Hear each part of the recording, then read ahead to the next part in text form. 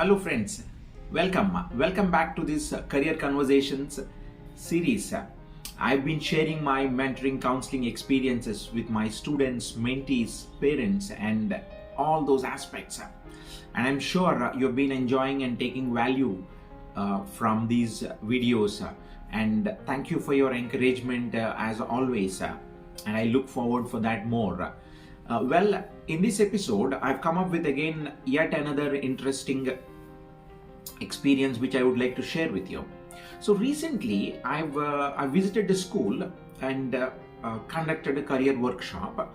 And after the workshop, a specific parent and child, they wanted to have a one-on-one conversation for a few minutes with me.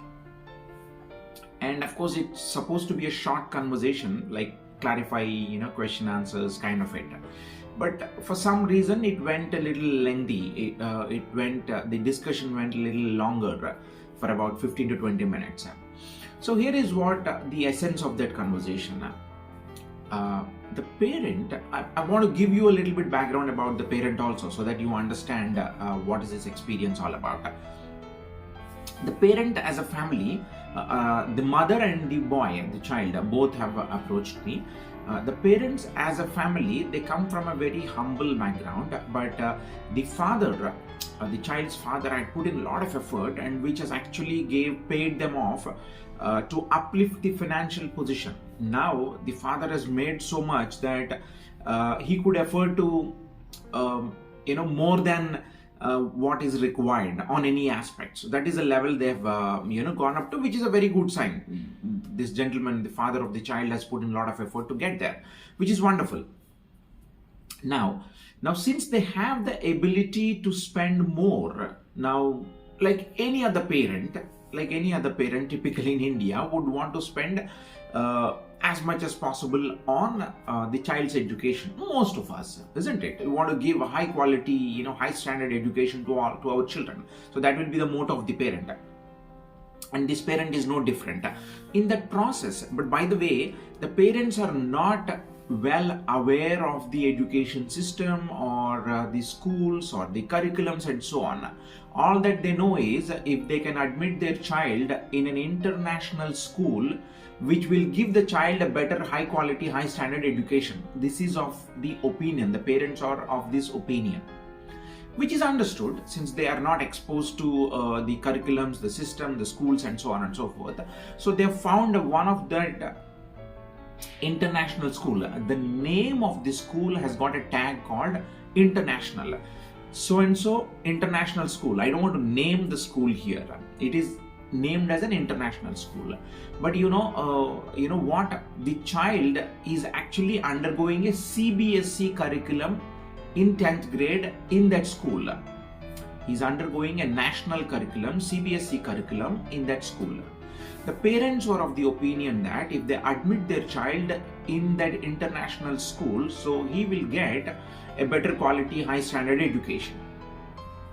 Now the irony is the child is undergoing a CBSE curriculum. But the point here is this school is offering both CBSE and international curriculums. But just to give you a little bit context, if you are not aware what is this international school ideally is supposed to be from an Indian context. Though there is no clear-cut definition, but largely this is how it is. International school in Indian context is expected to offer international curriculum like IB, International Baccalaureate or Cambridge. These are the two popular international curriculums. Either one of them or both of them, if they could offer, then that could be termed as an international school. But by the way, the same school can offer CBSE or other curriculums as well, which is fine. But to take you a little bit deeper into the subject, we have state syllabus. Every state in the country has got their own syllabus, and we have a national syllabus which is CBSE, and we also have, again it is relatively national, which is ICSE. Now you have other international curriculums as IB and Cambridge. This is how it is. Some schools offer mix and match, but not necessarily the state syllabus. So this is how it goes. But in this case, this school, what I was mentioning, though I don't want to mention the name in the interest of privacy, offers CBSE and international curriculum, one of those IB Cambridge curriculums they offer. But the student was admitted into CBSE curriculum into 10th grade. This is the situation. Now the question is, the child is not able to cope up with academics. When I met with the academic head of the school to understand what is the challenge, part of that conversation, she was also apprehensive that the child is not able to cope up. He came from a different background altogether, not so high quality, high standard education in the early high school times and on all that. But eventually they had to take the admission into 10th grade. And he's finding it hard to cope up with the CBSE curriculum.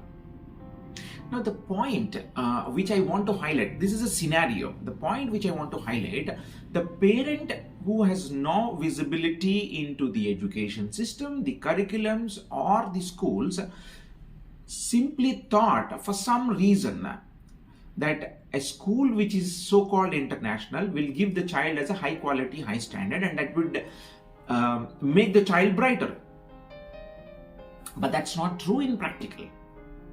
School can impart the education, but the effort has to be made by the child in order for that child to become brighter.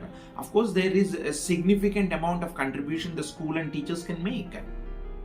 More importantly, my friends, the point I want to drive home through this episode or through this experience is basically, if you are not aware of what school is offering which curriculum and what is your goal, what is your objective for your child's education, what is that you are looking for your child, based on that you need to decide on which school to let your child go. If you are unsure, reach out to an expert who can do it. Even the schools will have counselors who can give you guidance. Ideally, nobody wants to kind of just get that enrollment. They will give a clarity on what they're doing. But don't be blindfolded like this parent just by looking at the name of the international school. You end up admitting the child in a CBSE, which the purpose is not going to matter. Now, I'm not saying CBSE is good or bad. The idea is not to discuss the pros and cons of each of those curriculum. CBSE is also good in its own sense.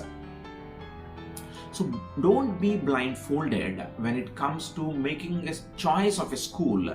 That's the message I want to drive to parents. And I'm sure in the urban sector, a majority of the parents are aware what is that international curriculum versus a national curriculum versus a state curriculum. They're aware largely. But some of them have got, have no idea what this is all about. They go by the name or the brand value or what are the other parameters in the peer reviews or in the social segment, right? So that is how it gets to. But that should not be the only factor for you to consider for your child to admit into a school. And don't fall prey for only the name tag. And if you are approaching an international school and if your objective is to get your child an international curriculum, then make sure that they are offering and your child is actually getting admitted.